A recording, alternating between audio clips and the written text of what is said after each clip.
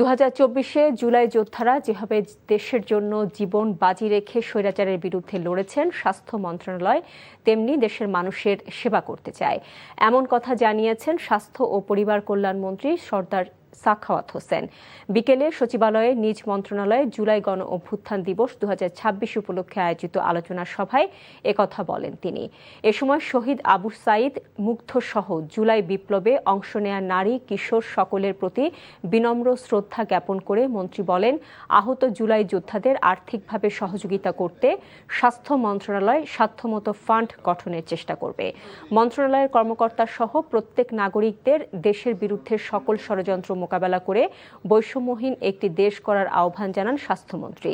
বলেন, স্বাধীনতা বিরোধীরা এখনো সক্রিয়, তাদের বিষয়ে সচেতন হতে হবে।